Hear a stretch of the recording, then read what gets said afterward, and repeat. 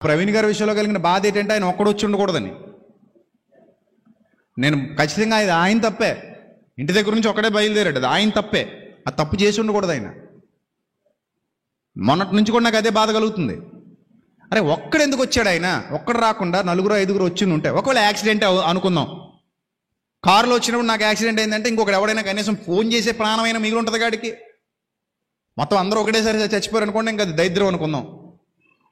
కానీ ఒక 10% అయినా 4 ఉన్నప్పుడు ఏముంటుంది? అవకాశం ఉంటుంది. ఒక్కడున్నప్పుడు అసలు అవకాశాలు తగ్గిపోతాయి. అదే ఏ విదేశాలకైనా వెళ్తున్నారు అనుకోండి, ఇంక వేరే దారి లేదు. అది కూడా విదేశాలకు వెళ్ళినప్పుడు కూడా ఒక అవకాశం ఉంది, ఎందుకంటే ఫ్లైట్లో వెళ్తాం, ఇంకా చాలామంది ఉంటారు. కూలిపోతే అందరూ కూలిపోతాం, దిగితే అందరూ దిగుతాం కదా.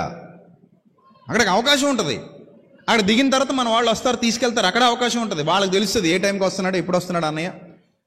ఎయిర్పోర్ట్కి వెళ్ళిపోతారు, ఎయిర్పోర్ట్కి వెళ్ళి అందరూ రిసీవ్ చేసుకుంటారు, చక్కగా తీసుకెళ్తారు, జాగ్రత్తగా చూసుకుంటారు అక్కడ ఉన్నంత వరకు. తర్వాత మళ్ళీ వాళ్ళే సాగనంపుతారు దగ్గరుండి, ఎక్కడికైనా విదేశాలకు వెళ్ళినప్పుడు కూడా.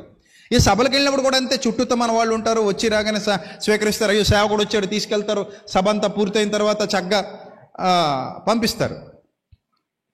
అందుకే ప్రొటెక్షన్ చాలా అవసరం సేవకుడికి, అందరికీ అవసరం.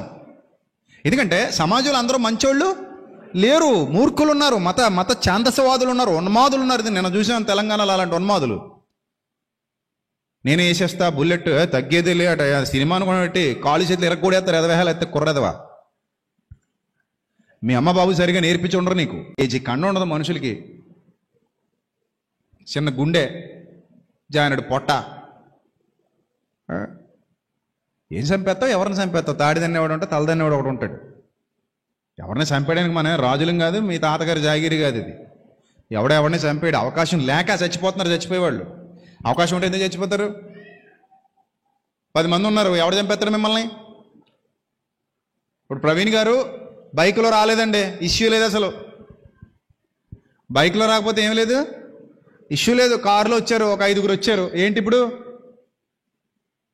కారులో వచ్చారు, ఒక 5 వచ్చారు, చక్కగా జర్నీ చేసేస్తారు.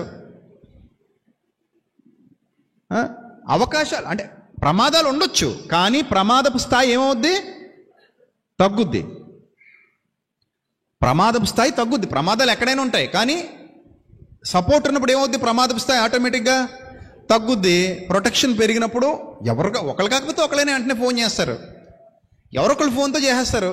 నిజంగానే యాక్సిడెంట్ అనుకుందాం, కాసేపు పక్కన ఇంకో మనిషి ఉన్నాడు అనుకుందాం, ఇద్దరు పడిపోయారు అనుకుందాం. ఇద్దరు పడిపోతే ఈ రెండో వాడైనా ఏం చేస్తాడు? ఫోన్ చేస్తాడు. ఈ రెండో వాడికైనా ఇంట్లో వాళ్ళు ఫోన్ చేస్తుంటారు. వాళ్ళతో ఇతను టచ్లో ఉన్నా కానీ కొంత ఛాన్స్ పెరుగుద్ది. ఇన్వెస్టిగేషన్ కూడా ఈజీ అయిపోయేది. ఇంకొకటి ఉంటే ఇన్వెస్టిగేషన్ ఏమయ్యేది? ఈజీ అయిపోయేది. ప్రపంచం ఎంత అప్డేట్ అయిపోయిందంటే, పలానా వాడు ఇక్కడ కనబడ్డాడు, ఎక్కడ తిరుగుతున్నాడు, ఏం చేస్తున్నాడు, మొత్తం లాగేస్తారు. మొత్తం ఎక్కడికి వెళ్ళినా సరే అది వచ్చేస్తుంది అలాగా. మనిషి ఇలా కనబడ్డాడు అనేసరికి టక్కన పట్టేస్తున్నారు అంతే. ఆ పట్టేసి ఏమంటే మీరు ఆయన కదా, మాస్క్ తీయండి అంటున్నారు. అలా ఉంది పరిస్థితి. కాబట్టి ఇప్పుడు ఇంత టెక్నాలజీ డెవలప్ అయిపోయినప్పుడు ఆయన చేసిన అతిపెద్ద తప్పు ఏంటంటే ఒంటరిగా రావడం. ఇచ్చేశారు ఛాన్స్, ఎవరు పడితే వాళ్ళకి ఛాన్స్ ఉంది. ఇప్పుడు అది జరిగిందా జరగలేదా మనకు తెలీదు. అది హత్య లేకపోతే నిజంగానే యాక్సిడెంటా చూద్దాం. మన అనుమానాలన్నీ చెప్తుంటే ఒక్కొక్కటి నివృత్తి చేసుకుంటూ వస్తున్నారు. కాబట్టి తొందరపడొద్దు అంటున్నాను నేను. తొందరపడొద్దు. మొన్నటిదాకా మాకు ఆ సీసీటీవీ ఫుటేజ్ కావాలన్నాం, ఇచ్చారు. ఇప్పుడు అందులో ఉన్న వ్యక్తి ఆయన కాదా అంటున్నారు. అది చెప్తారు, చెప్పాలి. మేము సమాధానాలు ఇస్తామని ఆయనే అన్నారు. కాబట్టి ఇబ్బంది ఏమీ లేదు, ఎవరు కంగారు పడొద్దు. కొంచెం ఓపిక పడితే అవే వస్తాయి. ఈలోగా మీరు ఏం చేస్తారంటే చక్కగా ప్రార్థన చేయండి. మీకున్నంతలో మీ పరిధిలో ఆయన గురించి ఏమైనా నివాళి అర్పిస్తారా, అర్పించండి, తప్పులేదు. మరో సేవకుడికి ఇలా జరగకుండా అందరూ కలిసిమెలిసి ఉండండి. చక్కగా ఒక ఆధ్యాత్మిక వాతావరణంలో సంఘాన్ని నడిపిద్దాం. ఆ కాలానికి ఈ కాలానికి ఉన్న తేడా గుర్తించండి. రాబోయే కాలానికి మంచి పునాది వేసుకుందాం. ఎవరి హక్కుల్ని వారు వాడుకుందాం. హక్కులు లేని కాలం వేరు, హక్కులు ఉన్న కాలం వేరు. ఇప్పుడు మన హక్కుల్ని మనం వాడుకుందాం అంతే తప్ప ఏదో కుక్కిని పేనుల్లా బతకమని ఎవరు చెప్పట్లేదు ఇక్కడ. నీ హక్కు గురించి నువ్వు మాట్లాడు. నన్ను ఎందుకు కొడుతున్నావు? యేసుప్రభు అడిగాడా? అడిగాడు లేదా? అడిగాడు. నన్ను ఎందుకు కొడుతున్నావు? నేను మంచి మాట్లాడేది ఎందుకు కొట్టావు? అడిగాడు.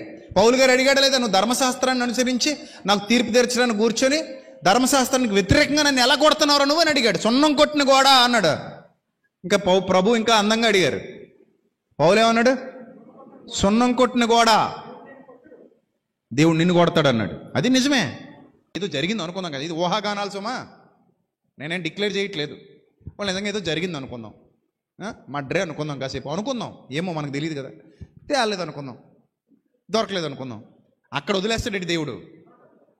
నీ నీ క్రియల ప్రతిఫలాన్ని నువ్వు ఖచ్చితంగా అనుభవించి తీరాలి. ఇలా ఎవ్వరు కూడా చింతొద్దు, బాధొద్దు, భయం వద్దు. ముఖ్యంగా మీరు అందరూ కలిసి ఉంటే ఎవ్వడు మిమ్మల్ని ఏం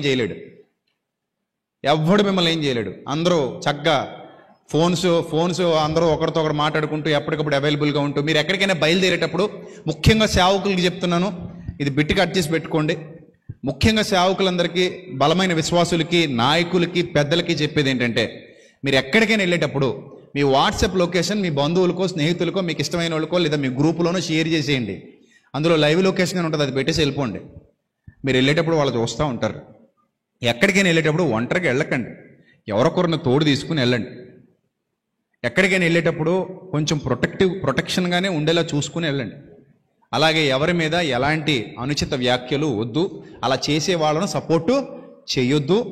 మన గురించి మనం గొప్పగా చెప్పుకుందాం అంతే, ఇతరుల గురించి మనకు అవసరం లేదు. మన విశ్వాసం గురించి మనం గొప్పగా ప్రకటించుకోవచ్చు, తప్పులేదు. ఇతరుల గురించి మనకు అవసరం లేదు.